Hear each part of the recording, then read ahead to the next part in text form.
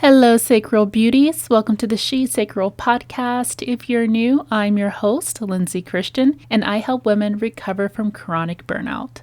We have been focusing on the Abundance Wounds series, and for today, we're actually going to talk about the Desperation Trap, which comes from the belief of I have to cheat or steal or take shortcuts in order to survive. So we're going to dive into this because this is a really big topic that most people don't even dare to touch or talk about. So I'm really excited to go over it with you. Desperation is a panicked state where the body feels like it has no choice but to act. So picture this for a moment. You're staring at your bank account at midnight, you're refreshing the screen, and you're praying a deposit comes through so you can cover rent tomorrow. Your heart is racing and your breath is shallow, and every option you can think of feels like it's slipping away. That is desperation in action, and your body is screaming, you need to do something now. And it doesn't just happen with money. Desperation shows up in love too. So when we're starved for validation or attention, we might lash out, start to cling more just to be seen. And so the problem is this energy rarely gets us what we truly need. Instead of drawing abundance or love or whatever it is that we're really seeking at that time towards us, desperation pushes it away. You might start to feel the pressure, the panic, the grasping, and opportunities will slip through our fingers. Let's talk a little bit more about the origins of the desperation trap. The desperation trap is never random. It is patterned into the nervous system through lived experiences where survival really was on the line. So you may have grown up in a household where there truly wasn't enough. Bare cupboards, eviction threats, utilities getting cut off, and your nervous system learned that survival required urgency. Watching parents scramble or argue about money, feeling the shame of not having or going without essentials wires the body to believe that there's never enough and I have to fight to get what little there is. Some of us have even had modeled disappointment. You may have watched your family members work themselves to exhaustion and still never get ahead, which can create the belief that hard work doesn't even work. If effort doesn't lead to progress, then the nervous system learns that shortcuts, even stealing, are the only way to survive. There could have also been some trauma or betrayal. Maybe a parent gambled away the rent money. Maybe promises of financial safety were broken over and over again. Each betrayal taught your nervous system that the world is unsafe. And if I don't protect myself, I will be left with nothing. And sometimes that protection looks like cutting corners or grabbing what you can before someone else does. In some environments, gaming the system becomes the only path that is modeled. Maybe everyone you knew worked under the table, switching numbers around, or using shady tactics just to scrape by. When entire communities are boxed out of opportunities, survival strategies start to get passed down as normal, and we take it as, well, this is just how we do it. There could have also been poverty programming. Growing up around quick fixes and risky bets, these condition the nervous system to crave urgency over stability. If you've only seen money arrive through luck or chance or risky leaps, then you've learned to distrust slow growth.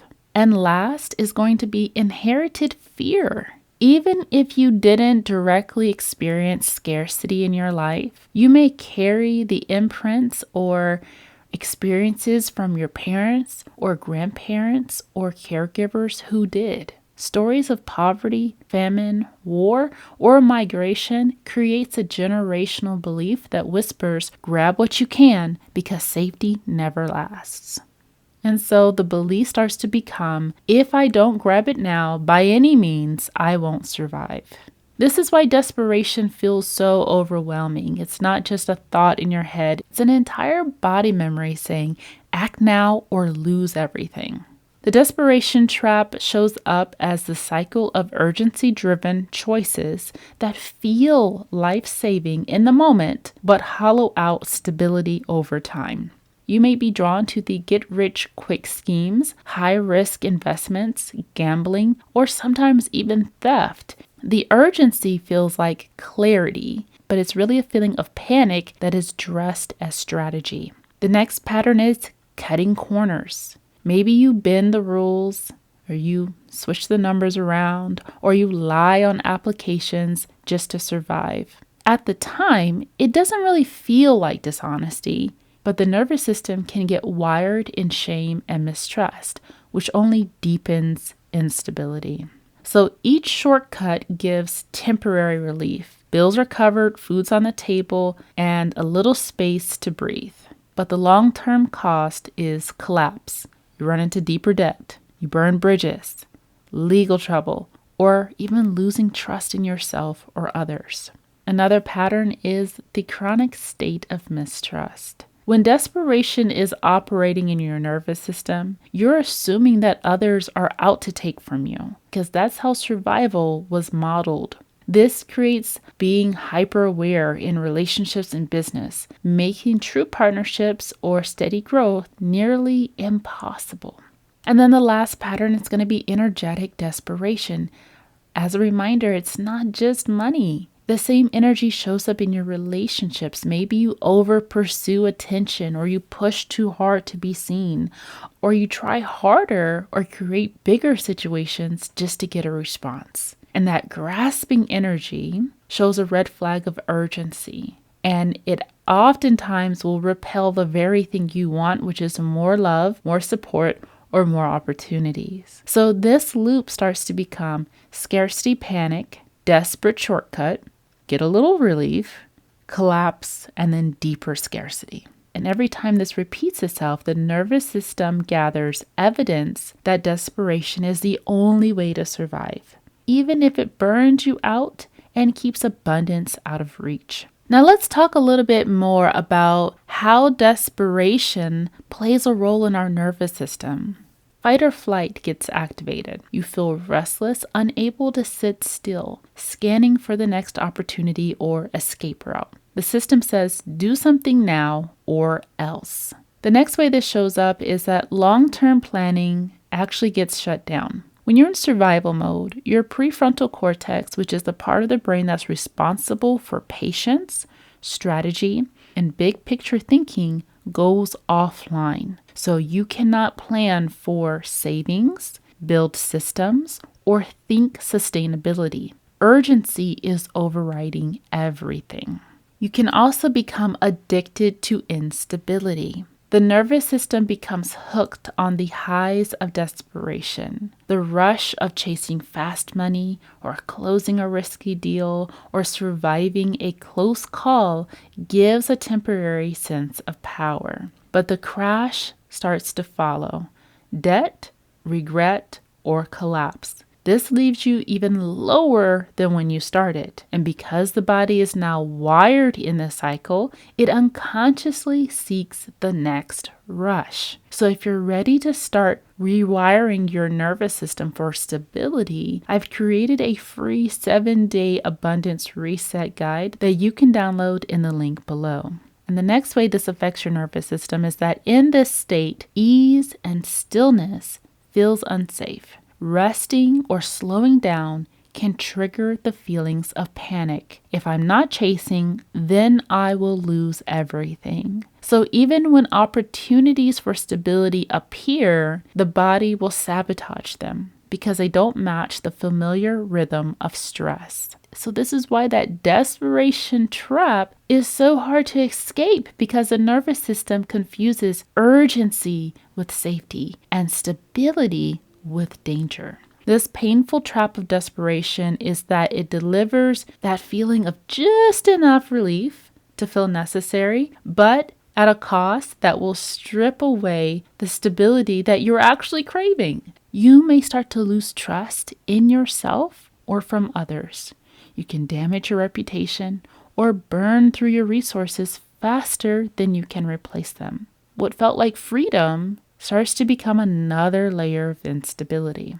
Each time you cut corners or you step out of alignment with your values, shame starts to creep in. That shame starts to feed the very scarcity that you're trying to escape, convincing you that you're not really worthy of more, only of surviving by any means.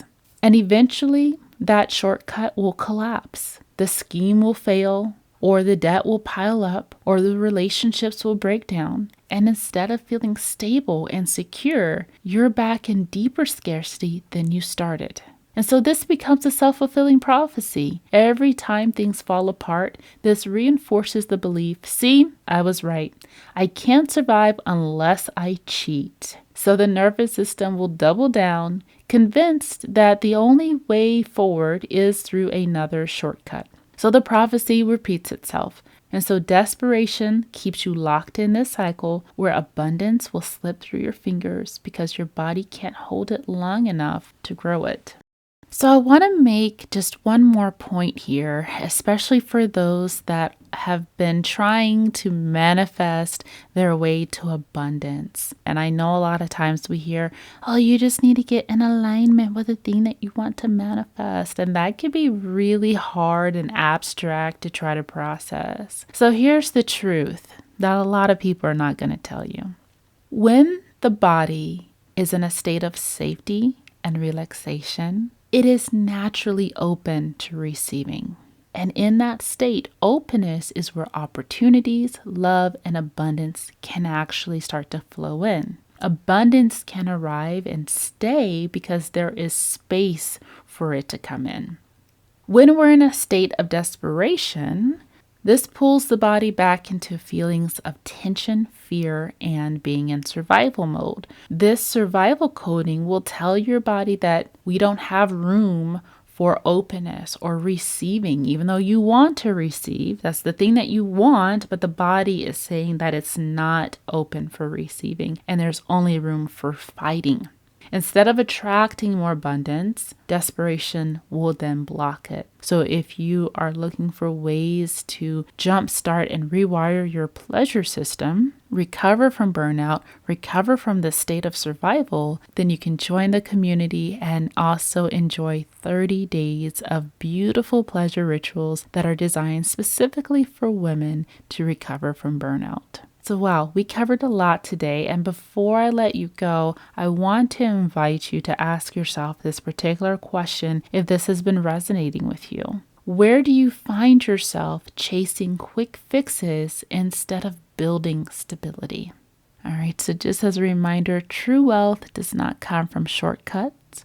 It comes from feeling safe enough to build, to hold, and to grow steadily. Up next, we're going to dive into the generational wound, where we have seen our family members work really, really hard, but it has never paid off. So if that resonates with you, then be sure to follow and subscribe. I want you to thank yourself so much for showing up today, and thank you for tuning in to the She Sacral podcast.